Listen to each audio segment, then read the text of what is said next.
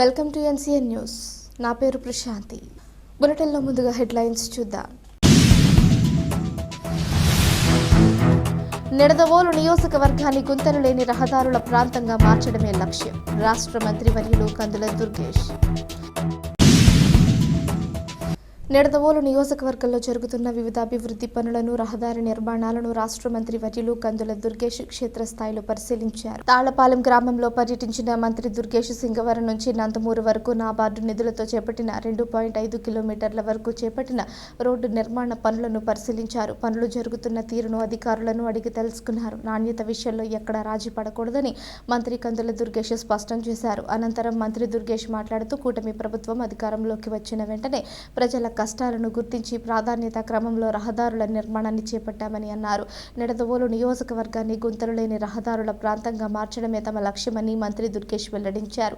ఈ పర్యటనలో స్థానిక నాయకులు, వివిధ శాఖల అధికారులు మరియు పెద్ద సంఖ్యలో ప్రజలు పాల్గొన్నారు.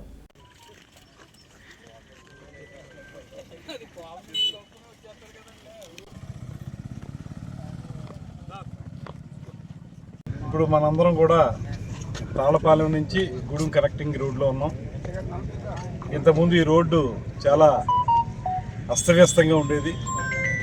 ఎవరో కూడా ప్రయాణం చేయడానికి వీలు లేని విధంగా, 4 వీలర్స్ పక్కన పెట్టేయండి, 2 వీలర్స్ కూడా వెళ్ళలేనంత దుర్భరంగా ఈ పరిస్థితులు ఉండేవి. 2019 నుంచి 24 వరకు ఓ తట్టడి మట్టి కూడా ఇక్కడ వేయలేదు. మనం అధికారంలోకి వచ్చిన తర్వాత, ఈ కూటమి ప్రభుత్వం అధికారంలోకి వచ్చిన తర్వాత స్థానికులందరూ కూడా నన్ను అడిగారు, ఈ రోడ్డు కొంచెం మాకు చేయిస్తే గూడెం వెళ్ళడానికి మాకు ఈజీ అవుతుంది అనేటువంటి మాట. దాని ప్రకారం ఇది మనం చేయడం జరిగింది. 1.5 కిలోమీటర్స్ మేరకు ఒక మంచి బీటీ రోడ్ని ఇక్కడ మనం ఏర్పాటు చేయడం జరిగింది. ఇవాళ నాకు ఆనందం ఏంటంటే, ఇక్కడికి వచ్చి గ్రామస్తుల్ని చూస్తుంటే వారి మొహాల్లో ఆనందం కనబడుతూ ఉంది. వారు మాకు ఒక మంచి రోడ్డుని అందించారు అనేటువంటి మాట వారు చెప్తున్నారు. నిజంగా ఇలాగే మొత్తం నియోజకవర్గంలో అన్ని ప్రాంతాలని కూడా అభివృద్ధి చేయాలని చాలా కృషి చేస్తూ ఉన్నాం. ఈ మధ్యకాలంలోనే కానూరు ఉసులుమర్రు రోడ్డు కానీ, ఆ తర్వాత పెరవలి కాపురం కూడా పెంచాలనేటువంటి ఆలోచన కూడా చేస్తూ ఉన్నాం.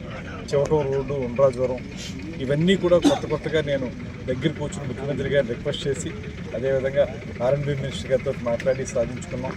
అదేవిధంగా మనం అధికారంలోకి వచ్చిన తర్వాత ఇప్పటి వరకు పల్లి పండుగ 1, 2లో మొత్తం కలిపి ప్రమారవి 450 గ్రామీణ రోడ్లు కూడా వేసాం.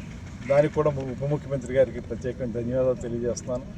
మరొక 28 కోట్లతోటి పంచాయతీరాజ్ శాఖ నుంచి మరికొన్ని రోడ్లకి శాంక్షనింగ్ తెచ్చాం. అది కూడా త్వరలోనే ప్రారంభించుకుని మొత్తంగా నియోజకవర్గాన్ని గుంతలు లేనటువంటి రోడ్లతోటి మంచిగా తయారు చేయాలని, అదేవిధంగా ప్రభుత్వం చేస్తున్నటువంటి సంక్షేమ పథకాలు ఏవైతే ఉన్నాయో వాటి ఫలితాలను ప్రజలకు అందించాలని కృషి చేస్తూ ఉన్నాం. ఏదైనప్పటికీ కూడా ఇవాళ ఈ రోడ్డు మీద నిలబడి గ్రామస్తులతో నిలబడి వారి ఆ మొహాల్లో ఆనందం చూడడం అనేది నాకు చాలా ఆనందంగా ఉందనేటువంటి మాటలు తెలియజేస్తూ సెలవు తీసుకుంటాను.